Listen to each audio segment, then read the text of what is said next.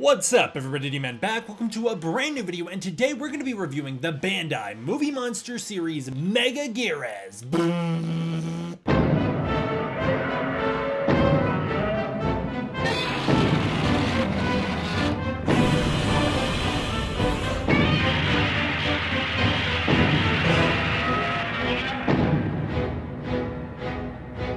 Oh, it's not often I talk about the Millennium series of Godzilla films, nor do I really review Bandai Movie Monster Series. It's becoming a more common thing nowadays, but it wasn't always the norm on this channel. If you remember many years ago on this channel, I used to poop all over Bandai Movie Monster Series. I just didn't really see the point. I was never in love with figures like their Shin Godzilla, which I recently picked up because I've grown to really love it, only to discover the one I bought only has one freaking arm, even though I actually still don't really love this Shin Godzilla figure. I think that they could have done a lot better with it. My opinion on Bandai started to change over the years, especially when I came in contact with this. I think this is the Bandai Movie Monster Series Kiryu 2003, some sort of special version, because it's got the drill hand and it just looks incredible. I got this picked up at the same time as I picked up like a Jet Jaguar, a Hedorah, and I believe I got something else in that mix. And they were all really high quality, and it opened my eyes to what Bandai could do. Then of course there was things like the Rodan from Godzilla King of the Monsters that reminded me of why I didn't really love them in the first place. But over the past few years, my opinion on Bandai has shifted radically, and I actually really love their stuff now. So when I saw that they started to sell Bandai Godzilla figures in US stores again, especially Movie Monster Series official ones, not Bandai US, for the first time in like my entire life, of course I wanted to get some. And when I saw this guy in particular, I thought this was a great one to get because I don't have a single Megaguirus, nothing Megaguirus. So this was a brand new kaiju I would be getting for the first time. And that was pretty appealing to me. I grabbed this guy. It was more expensive than it should have been. It was $25, which for comparison, when I saw these kinds of things in Japan, they were going from anywhere from $2 to like $10. So yeah, having a $25 Bandai figure is a little overpriced and ridiculous, which is why I'm not really gonna collect these things too often because the import price is just too high.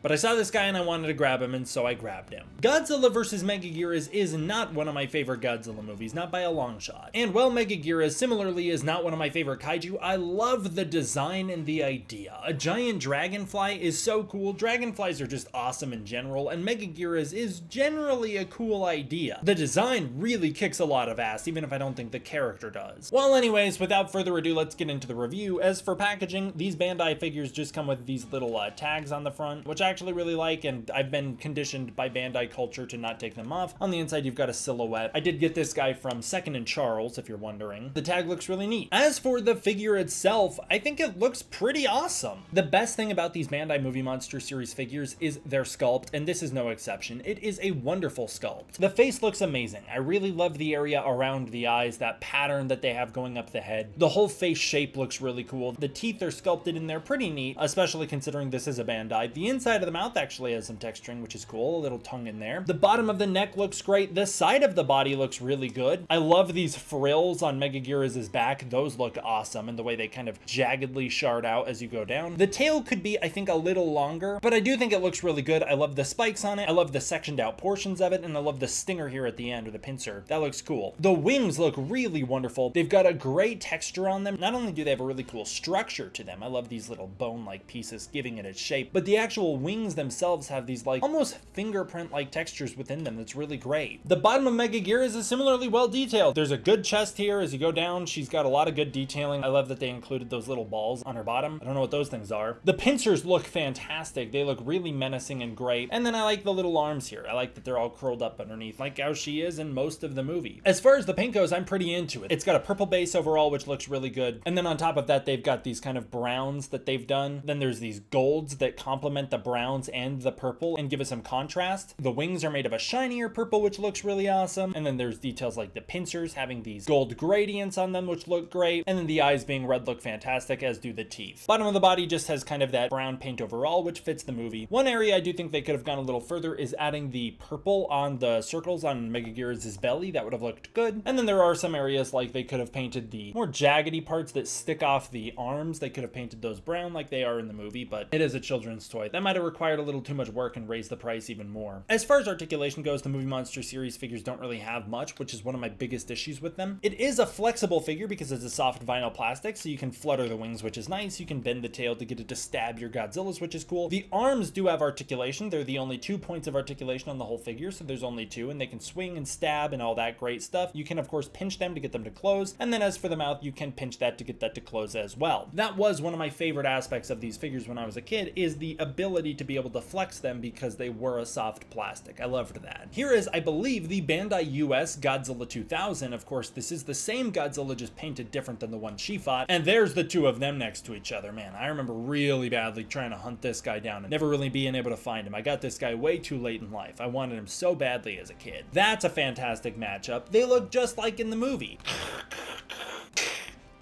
One of the best parts about these Bandai figures is because they're the soft vinyl plastic, you really don't have to worry about them being breakable. So you can really just slam your figures into each other as a kid. When you play with these things, you can go crazy with them and they will hold up. This is the thing that I would have done a ton. I would have hooked her with Godzilla's tail and then made her slam into the ground. I love to utilize the little hooks in the tails like that.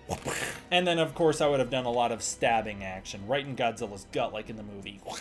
That fight scene is very weirdly choreographed. They look fantastic next to each other. I didn't really know who else to compare her to, so I whipped out the, I believe, Bandai America Rainbow Mothra. Again, one of the ones from my childhood, just because they're both sitting down, and that is one major limitation with this guy. Because Megaguirus doesn't really stand in the movie, this is just a figure that's just gonna have to lay flat on the ground, and so it's gonna be kind of hard to pose next to anything. It's just gonna sit there flat on the ground. Of course, it's meant to be played with, not really displayed on a shelf like what I'm gonna do with it, but still, I don't know of a better solution to that other than to maybe have these hands standing out more so that she can kind of stand on them. This is a good comparison because this is another figure that just has to lay flat on her belly. There they are next to each other. Very similar, comparable sizes. The Rainbow Mothra is a little larger in the wingspan, which makes sense because I believe Rainbow Mothra should have a larger wingspan. I bet these guys would not get along.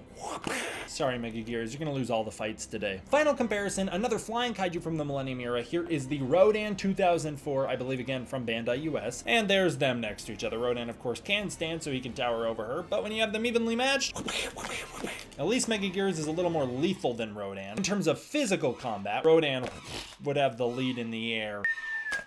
And there they are. Rodan, of course, has a much, much larger stature and wingspan. Well, this is the Bandai Movie Monster series Megaguirus. Not really much else you could do with this thing. I'm gonna give it a 9 out of 10. The only things I'm really gonna dock it points for is I think you could have maybe painted some of those things. I don't know if you really needed to. And then just how awkward it is sitting next to the other figures. Of course, you can kind of put the legs out so it's propped up, which is a semi-decent solution to the issue. So I will give it a 9 out of 10. I think it's pretty awesome and there's not much else you could do with it other than lower the price in the US. What the hell, guys? All right, that'll do it for this one, guys. Thank you all for watching. Do you have this figure? If so, comment below and let me know what you think of it. Or what do you think of Megaguirus overall in general? I think she's an underrated kaiju. I'd like to see her return, especially just because I think the idea of a dragonfly-Kaiju is so kick-ass. Thank you guys all for watching. I hope you enjoyed. I want to give a huge thank you to my patrons over on Patreon. It is through the support of the patrons that I'm able to do videos like this for you, where I review figures like this in the first place. So big thank you to the patrons. If you want to join the Patreon, you can use the link in the description below, where you can get early access to content, access to the Discord community, and more. Thank you so much for watching. I'll see you all next time for the next one. D-Man